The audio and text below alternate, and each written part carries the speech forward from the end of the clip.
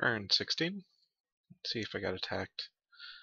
No, it looks like, I guess TNG.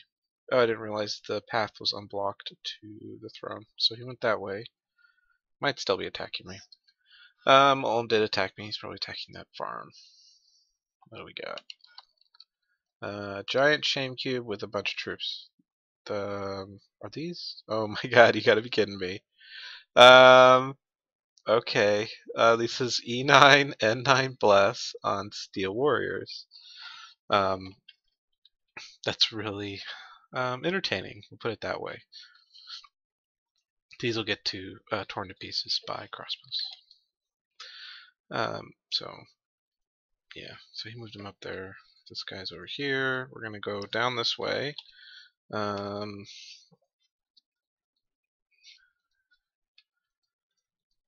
Let's see what we can do.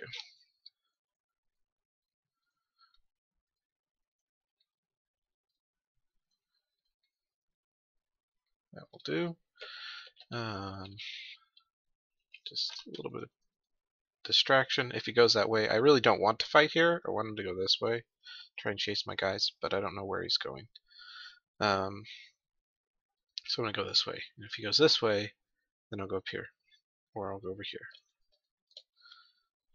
Okay, and Jesus is going. Could bring him into the trees, and then go down here, or go around. I think I'll go in the trees. This guy's going over. Whoa. Okay. So that huge pile from man, they cleared that shitty undead province. However, he could attack this, and there's not a goddamn thing I can do about it. So we're just going to operate under the assumption that he does not.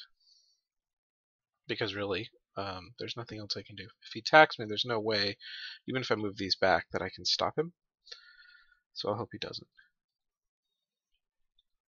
How many turns left? 3. Yeah, that's no way I can stop him. Okay, so this is down here. Move it back up. Get my temple up. These go over here. She is searching. Search with my witch hunter. 31 more crossbows. Okay, so since we're dealing with double bless Olm here, just gonna send these guys back and get them ready to go. All right, Earth Random. That's what I wanted. I needed an Earth Random really badly, so he's gonna go out and look for stuff this way. The other one's looking this way.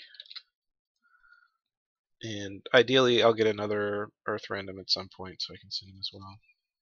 Obscuro, didn't find anything, it's okay. We'll find something eventually. Scout, go down here. You go down here. You go down here.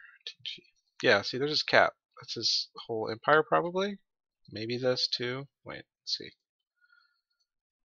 No, he hasn't even claimed this yet either. So I'm guessing this is like the entire extent of his empire. Not that big. Should I leave these up here? I think I'm going to send them down. Roads finish next turn, right? Yes. Okay. So that allows me to move these between here and here more easily instead of having to go 1, 2, 1, 2 to get back and forth. So I'll be able to direct move from here to here or whatever. It's important because I'll pretend that that was foresight, but I just kind of, whenever I see a division like that in my army, and I know I'm going to have forts down here, forts up here, I don't want to have that. If I get attacked here and attacked here, which looks like it could still happen, I want to be able to move back and forth without having to spend 3 or 4 turns repositioning my stuff. Abyssia's tiny army, 30 more crossbows, and what else? We'll make another 30 crossbows. Just slam out a whole bunch of them.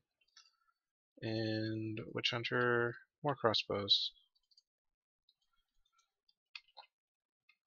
I'll patrol with these, so if there's a scout here, he'll break them out, but he won't see this stack, so it will look like I only have 30 crossbows.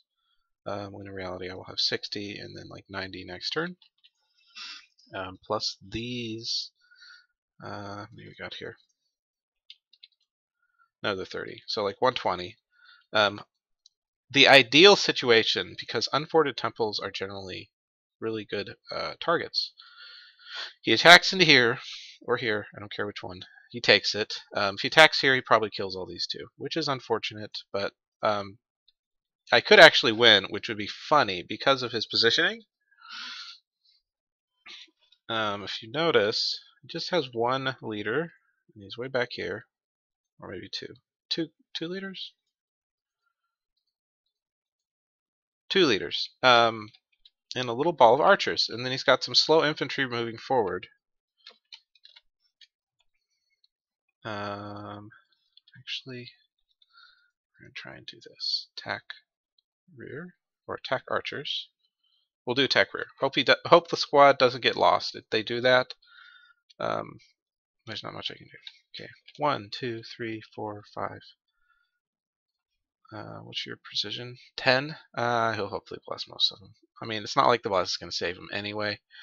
But the thing is, he's moved 10 per turn. If I could do hold once and attack, I would, but hold twice is a little long. I want them to get back there as quick as possible. So they're going to move here first turn. First turn he's going to bless. They're going to move here. Next turn he's going to bless, and they're going to go on their way. Hopefully they. Oops, and they need two.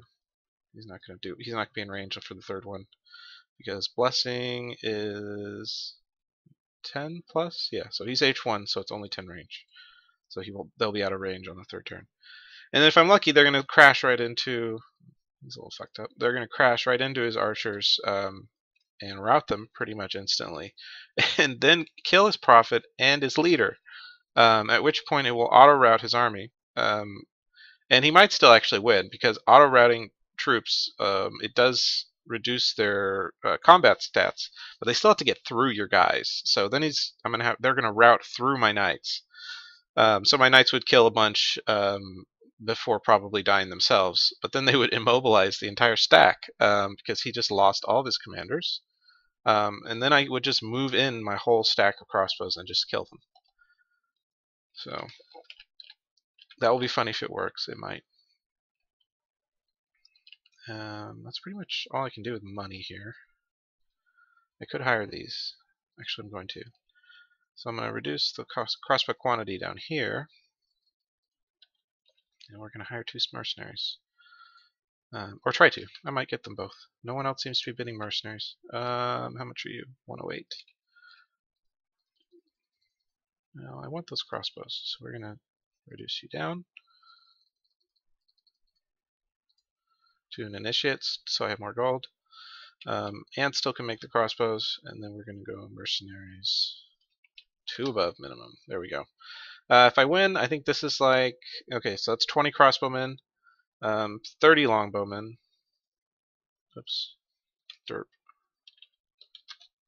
If I win them both, that's an annoying raid force, and he doesn't have really much of anything that's good versus projectile-based anything, so they will just run around and wreck everything, which will be funny. Actually, no, I don't want to risk my Earth random. This guy's important. They're only 1 in 4 Earth random, and I need him to find Earth. And if I don't get another Earth random for a while, he also needs to be able to make my crystal matrices, which in the future will become very important for me, since this is a communion nation, largely, later game.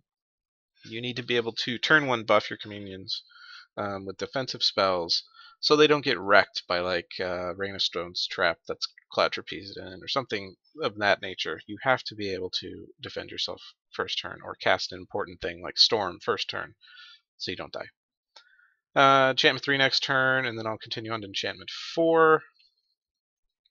Flaming Arrows with crossbows versus this is going to be an absolute slaughter, like comically so. I think the player who has got Ohm, though, is newish, so he may not realize how badly he's about to die. Assuming I don't get dogpiled from all directions. Like right now, to make it difficult for me, If he attacked, I could hold him with this, but then I wouldn't be able to move my guys up to consolidate, so I'd have less crossbows versus Ulm. If he also attacks, then I'm screwed probably, because I can only fight 2 of them at most. I can't really fight 3, so he would just stomp all over and take all this land while I dealt with Ulm, and then I would have to bring my army over here to try and deal with these, which would be hard because longbows in a shoot-off with unshielded crossbows can often win because they're accurate. They fire every turn, and longbows do decent damage. So it wouldn't be fun. I don't want to fight those. And longbows also hit hard enough that if they just fired a whole swarm into my knights would die. You can only parry so many things. Oh, let's scoot. Go over there. So it looks like Nazca is basically... That's his cap, right? Yeah. Whenever I see people build forts like this, I take that as an intention of peace, because why would you... well, actually, it's an extra's cap, so it's just his first fort. But anyway, if you're building forts as a defensive position along a front, you're planning to recruit mages there, and you're probably not going to hold a big army there or try and attack someone, because then they're going to be right next to your construction centers and start sieging your junk and being annoying. I'd rather have my forts a few provinces behind, like this, if possible. But if I'm putting forts if I'm building right on a border, like right here, I wouldn't build this here if I was planning on invading him immediately. So he has at least until the forts are done before I could even consider attacking him, or would even consider attacking him, because I don't like, I mean, if he just flew a pretender, which I don't think he has a flying one, but we'll just say in theory, if he flew his pretender and killed this because I attacked him, that would mean I just cost myself 1,200 gold for an invasion that I could just waited and then had my infrastructure safely completed. I don't want it's really bad to lose a fort under construction early in the game, or even now when it's approaching in the mid game. Anyway, so my paranoia was wrong. These guys will come home. He'll probably go here, and then I'll just patrol here for a turn. And if he continues forward or doesn't move, then I know he's still planning to attack me. If he moves back, then I guess he just likes this cul-de-sac. How did they get there?